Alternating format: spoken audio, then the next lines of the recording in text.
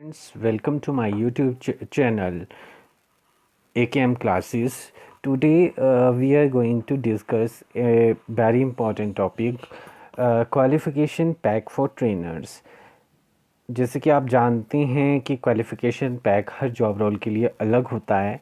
उसी तरह से ट्रेनर्स जो कि अपना करियर ट्रेनिंग में शुरू करना चाहते हैं, तो उनके लिए भी क्वालिफ़िकेशन पैक है, क्वालिफ़िकेशन पैक फॉर ट्रेनर। ये एनएसडीसी द्वारा दिया हुआ है, फाइनलाइज़ किया हुआ है, और ये MEPSC सेक्टर स्किल काउंसिल के अंडर इसको काउंट करते हैं। और MEPSC सेक्टर स्किल काउंसिल का फुल फॉर्म है management and entrepreneurship and professional skill council. आज हम पहले डिस्कस करेंगे इस क्वालिफ़िकेशन पैक में कि क्या है ये क्वालिफ़िकेशन पैक। एक ट्रेनर बनने से पहले एसएससी से सर्टिफाइड होना, क्या कैसे सर्टिफाइड होने के लिए कौन कौन से उसमें नेशनल ऑक्यूपेशनल स्टैंडर्ड्स जो हैं वो क्वालिफ़ाई करने होते हैं उसे, और किस तरह से ये डिज़ाइंड है उसके बारे में डिस्कस करेंगे। तो इसका सेक्टर है management and entrepreneurship and professional skills. सब सेक्टर है ट्रेनिंग एंड असेसमेंट।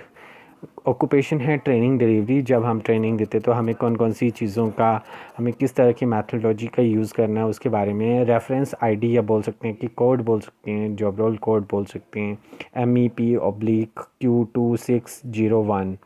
और अलाइंड हैं, ये नंबर दिया हुआ है NCO 2015/2424.0402 और 24249900।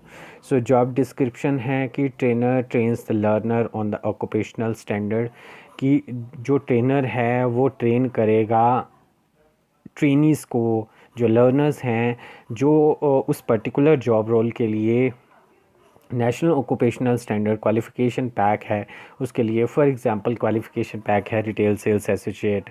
तो जो ट्रेनर है, qualification pack retail sales associate के अंदर जो 16 नोसिस हैं, नेशनल ऑक्यूपेशनल स्टैंडर्ड है, उसको उसके लिए क्या करेगा, रेडी करेगा।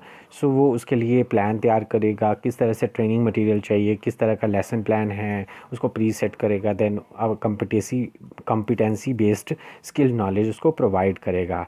पर्सनल एट्रीब्यूट्स क्या होने चाहिए कि उसको डोमेन की फुल नॉलेज होनी चाहिए। फॉर एग्जांपल जैसे रिटेल सेल्स एसोसिएट है तो उसको फुल नॉलेज होनी चाहिए उस जॉब रोल की। And communication, good communication skill, organization और इंटरपर्सनल स्किल होने चाहिए। ठीक है, वो ट्रेनीज़ को एंगेज कर सके और इम्पार्ट कर सके अपनी जो लर्निंग उसने थ्रू एक्सपीरियंस ग्रैस्प की हुई है। This is personal attribute of the trainer. Then हम बात करते हैं कि जैसे मैंने अब डिस्कस किया कि TBD क्रेडिट TBD है, मैनेजमेंट प्रोफेशनल स्किल्स जो है इसका सेक्टर है, सब सेक्टर ट्रेनिंग एंड असेसमेंट है, ऑक्यूपेशन ट्रेनिंग डिलीवरी है। कौन सी डेट को, 2080 21 जून 2080 को ये दोबारा से ड्राफ्ट हुए। लास्ट रिव्यू जो है 18 में हुए, और न्यू रिव्यू डेट जो है वो 22 है इसकी, 21 जून 2022। ये NSQC क्लियरेंस ऑन, ये जो है नेशनल स्किल क्वालिफ़िकेशन काउंसिल से जब क्लैरिफिकेशन हुई इसकी, तो ये 19 दिसंबर 2018 को हुई है इसकी क्लैरिफिकेशंस। जॉब रोल जो है उसमें जो है रोल डिस्क्रिप्शन की बात करें तो प्लान कर सके, अंडरटेक स्किल नॉलेज ट्रांसफ़र हो सके, session to facilitate the desire level of competency in the learner as per preset occupational standards. जो भी नोसिस हैं उस पर्टिकुलर जॉब रोल के अकॉर्डिंग, उसके अकॉर्डिंग एक लर्नर्स को वो स्किल अंडरस्टैंड करवा सके, उसको नॉलेज ट्रांसफ़र कर सके थ्रू सेशंस और थ्रू कम्पिटेंसी स्किल्स। NSQF का जो ये लेवल है ये लेवल 5 है। और एजुकेशनल क्वालिफ़िकेशन इसके लिए क्या होनी चाहिए कि जिस भी एरिया का है, चाहे वो SSC सर्टिफाइड है या NCVT या ICT इंडस्ट्रियल स्टैंडर्ड से उसकी नॉलेज होनी चाहिए। और एजुकेशनल क्वालिफ़िकेशन के बाद उसको एजुकेशनल क्वालिफ़िकेशन एक्सपीरियंस होना चाहिए उस फील्ड का, उस फील्ड के होने के और जो मिनिमम जॉब एंट्री है इस जॉब के लिए वो एज़ पर कॉम्पिटेंट अथॉरिटी है, जैसे एसएससी हो सकता है कि डिसाइडेड हो। देन एक्सपीरियंस, जो मिनिमम एक्सपीरियंस रिक्वायर होगा पर्टिकुलर जॉब रोल के ट्रेनर बनने के लिए वो चाहिए होगा।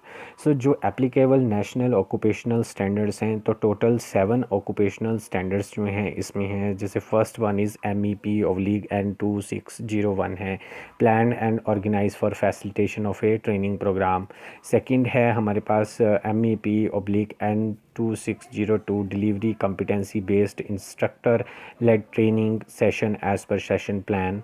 Third is MEP/N2610, demonstrate work skill on the job or in a stimulated work environment. Then fourth one is MEP/N2603, facilitate transfer of work skill on the job or in a stimulated work environment. Then MEP/N2604 है, conduct assessment of competency as per required standard. और उसके बाद है 6 MEP/N9911, apply health and safety practices applicable in a training and assessment environment. Then seventh one is MEP/N9912, apply principle of professional practices at the workplace. So performance criteria जो हैं वो इन occupational standard units में दिए हुए हैं। तो total जो हैं 7 नेशनल ऑक्यूपेशनल स्टैंडर्ड्स हैं जिसके ऊपर किसी भी ट्रेनर को कॉम्पिटेंट बनना पड़ता है बिफोर टीचिंग डोमेन स्किल्स। तो उसके लिए ये 7 नेशनल ऑक्यूपेशनल स्टैंडर्ड उसको अच्छी तरह से इन प्रैक्टिस होने चाहिए। तो ये 7 जब भी कोई पर्सन जो है एसएससी का एग्ज़ाम क्लियर करना है उसने सेक्टर स्किल काउंसिल के द्वारा, तो डोमेन का क्लियर करने के बाद उसको टीचिंग स्किल का क्लैरिफाई करना पड़ता है। तो उसके लिए ये 7 नोसिस बेस्ड उसका एग्ज़ाम रहता है असेसमेंट, जिसमें वाइवा और थ्योरी रहती है। तो स्टार्ट करते हैं हम नेशनल ऑक्यूपेशनल स्टैंडर्ड्स में। वही जैसे कि हम डिस्कस करें कि सेक्टर जो है क्या है, इसमें डिफरेंट टर्मिनोलॉजी दी हुई है। इसके बाद सर डिफरेंट टर्मिनोलॉजी के बाद यहाँ पे NOS/NSQF में नेशनल स्किल क्वालिफिकेशन फ्रेमवर्क और क्वालिफिकेशन पैक दिया हुआ है। सो फर्स्ट इज़ MEP/N2601, जैसे plan and organize for facilitation of training program है। सो हम यहाँ पे एक नोट्स डिस्कस करेंगे, इसी तरह से बाकी नोट्स भी डिस्कस किए गए होते हैं। सो डिस्क्रिप्शन दी हुई है कि प्लानिंग करना मींस जब भी ट्रेनिंग डिलीवरी करनी है, फैसिलिटेशन करनी है, तो हमें प्लान ऑर्गेनाइज किस तरह से करना है। स्कोप एरिया है कि लर्निंग इन्वायरमेंट, डिलीवरी रिक्वायरमेंट्स जो हैं, जब भी आप क्लास में जाते हो ट्रेनिंग के लिए तो क्या क्या चीज़ों की ज़रूरत पड़ेगी वो पहले से देखना है। सेशन प्लान्स देखने हैं कि आज हमें क्या टीच करना है, ट्रेन करना है किस टॉपिक के ऊपर, और ट्रेनिंग एनवायरनमेंट को किस तरह से ऑर्गेनाइज़ करना है। सो इसके अंदर जो है परफॉर्मेंस क्राइटेरिया जो हैं टोटली डिवाइडेड हैं 3 एलिमेंट्स के अंदर। सो first is interpret learning environment and delivery requirement, जिसमें PC1 to PC6 तक दिया हुआ है। तो ये जो PC का मतलब है performance criteria. Then session plan की मॉडिफिकेशन, जैसे हम बात कर रहे थे पहले, तो हमने डिलीवरी रिक्वायरमेंट्स और जो भी लर्निंग एनवायरनमेंट क्रिएट करना है, फिर डिलीवरी रिक्वायरमेंट जो है हमारी वो क्रिएट करनी है। देन ऑर्गेनाइज लर्निंग एनवायरनमेंट, फिर ऑर्गेनाइज़ करना है, जैसे टूल्स इक्विपमेंट जो डिलीवरी के लिए यूज़ करने हैं वो किस तरह से करना है। तो उसी के ऊपर टोटल जो हैं 3 एलिमेंट्स में डिवाइडेड है। फर्स्ट एलिमेंट में हमारे पास 6 परफॉर्मेंस क्राइटेरिया हैं, सेकंड में हमारे पास 4 क्राइटेरियाज हैं, and in third element there are 6 performance criteria. तो अगर ये परफॉर्मेंस क्राइटेरिया आप जो है क्लियर कर लेते हो तो आप जो है इस पर्टिकुलर नोट्स के लिए कॉम्पिटेंट माने जाते हो। देन हमारे पास ऑर्गेनाइजेशनल कॉन्टेक्स्ट में नॉलेज असेसमेंट के लिए, जैसे ट्रेनिंग ऑर्गेनाइजेशन सिस्टम पॉलिसीज़ का पता होना चाहिए, रिकॉर्ड मैनेजमेंट सिस्टम का पता होना चाहिए, then health and safety environmental issues के बारे में पता होना चाहिए, वर्क एरिया की इंस्पेक्शन करनी है, प्रोसीजर क्या है, प्रॉस्पेक्टिव्स क्या हैं उसके, क्योंकि डॉक्यूमेंटेशन प्रोसेस भी होती है तो उसके बारे में पता होना चाहिए। कौन सा प्रोडक्ट को किस लर्निंग इन्वायरमेंट के किस प्रोडक्ट को क्या बोला जाता है, उसकी क्या मेंटेनेंस के नियम है, ये सारा इन शॉर्ट नॉलेज में किसको क्या, किस इक्विपमेंट को क्या बोला जाता है ये पता होना चाहिए। टेक्निकल एक्सपेक्ट में हम नॉलेज ऐसे की बात करें तो हमारे पास प्रोफाइल का पता होना चाहिए, इंडिविजुअल किस तरह का है, ग्रुप किस तरह का है, ना कंटेंट क्या है हमारे पास, डिलीवरी प्लान क्या है, जो ऑलरेडी सेशन प्लान क्या है, पर डे कितना पढ़ाना है, कि कौन कौन से टूल्स की ज़रूरत पड़ेगी, क्योंकि हर टॉपिक या करिकुलम में एक जैसे इक्विपमेंट्स की ज़रूरत नहीं पड़ती। फॉर एग्जांपल हमें रोल प्ले करना है तो रोल प्ले के लिए हो सकता है किसी इक्विपमेंट की आपको शायद ज़रूरत ना पड़े और मे भी पड़ सकती है।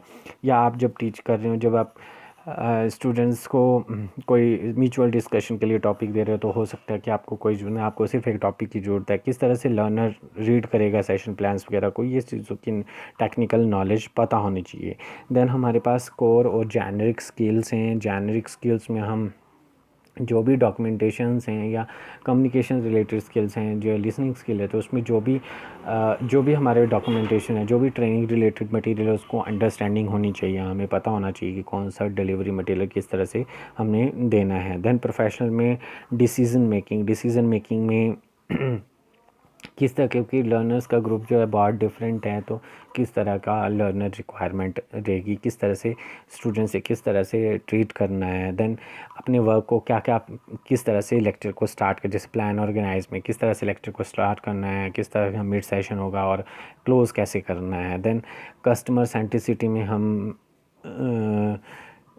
क्या है कि हमें उनको सेफ़ और हाइजीनिक इन्वायरमेंट कैसे देना है। प्रॉब्लम सॉल्विंग में अगर किसी को कोई प्रॉब्लम आ जाती है कोई गाइडलाइंस को लेकर या किसी स्टूडेंट्स को प्रॉब्लम हुई तो किस तरह से सॉल्व करना है।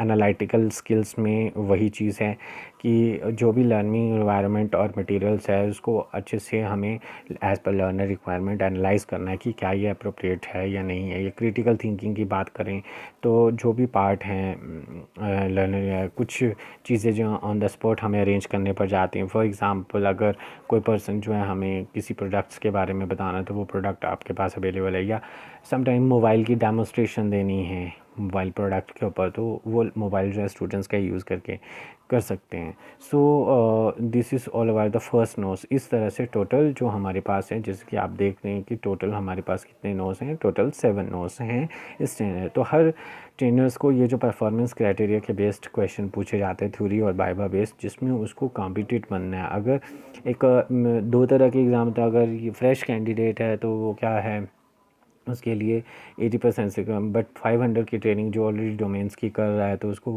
क्या है अब 80% मार्क्स लेने होते हैं। तो इस तरह से ये सारे नोसिस जो हैं गिवन है, टोटल 58 पेजेस में ये नोसिस डिस्क्राइब्ड हैं by the management and entrepreneurship and professional skill council ने डिफ़ाइन किए हुए हैं। हर नोस के 7 नोसिस के हर नोस की एक अलग डिस्क्रिप्शंस हैं कि किस तरह से आप बेस्ट मटेरियल जो है वो जो भी ट्रेनिंग मटेरियल है वो बच्चों को इम्पार्ट कर सकते हो, क्या मोड रहेंगे, क्या तरीके रहेंगे जिसके थ्रू हम जो हैं ये इम्पार्ट कर सकते हैं ट्रेनिंग स्टूडेंट्स में। सो ये इंडिया के लिए, ये नोसिस सिस्टम जो है वो इंडिया के लिए एप्लीकेबल है। सो इस तरह से हम देख रहे हैं कि हर जो नेशनल ऑक्यूपेशनल स्टैंडर्ड है उसमें एलिमेंट्स हैं, एलिमेंट्स के अंदर डिफरेंट टाइप्स के परफॉर्मेंस क्राइटेरियाज जो हैं वो गिवन हैं। सो इस तरह से ये टोटल जो हैं 7 नोसिस दिए हुए हैं। देन हर नोस में किस तरह से, देन सबसे लास्ट में बाकी नोसिस में भी सेम ऐसा ही पैटर्न होता है, फॉलो किया जाता है। तो criteria for assessment of trainees यहाँ पे कौन है जो ट्रेनर बनने जा रहे हैं, उनकी असेसमेंट क्राइटेरिया क्या है। तो असेसमेंट क्राइटेरिया में जैसे फर्स्ट नोस है ना, जो हमने अभी डिस्कस भी किया, तो उसमें जो है थ्योरी कितने मार्क्स की होगी और प्रैक्टिकल्स कितना होगा। जैसे कौन से परफॉर्मेंस क्राइटेरिया में थ्योरी कितनी होगी और स्किल प्रैक्टिकल कितने मार्क्स का होगा। तो इस तरह से टोटल हम हर परफॉर्मेंस क्राइटेरिया वाइज जो है ये चीज़ें बनी हुई हैं। सो टोटल हम देखते हैं कि 100 मार्क्स है जिसमें 36 मार्क्स की थ्योरी और 64 मार्क्स का जो है वो प्रैक्टिकल डाला हुआ है। तो इस तरह से ये सारा जो नोट्स हैं वो डिज़ाइंड है, कौन सी टर्मिनोलॉजी कैसे यूज़ की है सारी इसमें डिस्क्रिप्शन दी हुई है। ये पर्टिकुलरली MEPSC की साइट पे भी आपको मिल जाएगा, NSTC की साइट पे भी मिल जाएगा। MEPSC की फुल फॉर्म है management and entrepreneurship and professional skill council of India.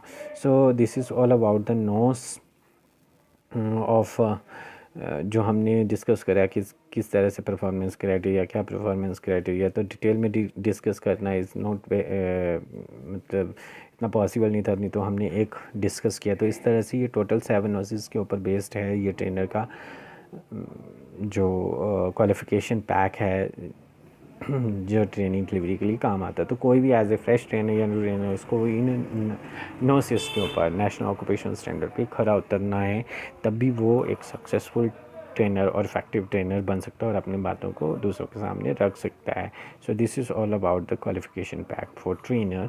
Thank you from AKM classes. If you like my videos, kindly share it and subscribe my channel. Thank you once again.